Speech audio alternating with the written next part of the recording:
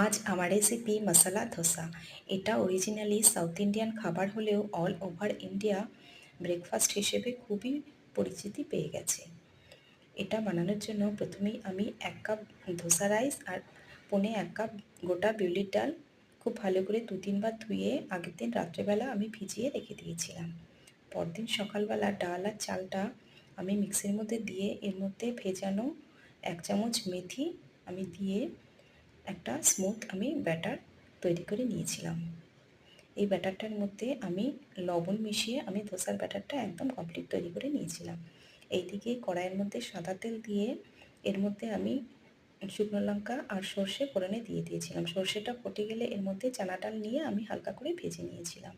এরপর এক এক করে পেঁয়াজ, লঙ্কা, কারিপাতা আর একটু লবণ দিয়ে হালকা করে ভেজে নিয়েছিলাম। পেঁয়াজটা কাঁচা গন্ধ চলে গেলে এর মধ্যে আমি ভেজা সেদ্ধ করা আলু আমি এর মধ্যে স্ম্যাশ করে দিয়ে দিয়েছিলাম, আর সঙ্গে সাম্বার মশলা দিয়ে আমি পুরটা রেডি করে নিয়েছিলাম। এইদিকে আমি ধোসার তাওয়া বসিয়ে খুব ভালো করে অয়েল ব্রাশ করে নিয়েছিলাম। এরপর ধোসার ব্যাটারটা দিয়ে ধোসার মতো করে নিয়েছিলাম। অয়েল ব্রাশ করে এপিট ওপিট করে আমি ধোসাটা খুব ভালো করে ভেজে নিয়েছিলাম, আর মাঝখানে আমি আলুর পুরটা দিয়ে ফোল্ডিং করে নামিয়ে নিয়েছিলাম।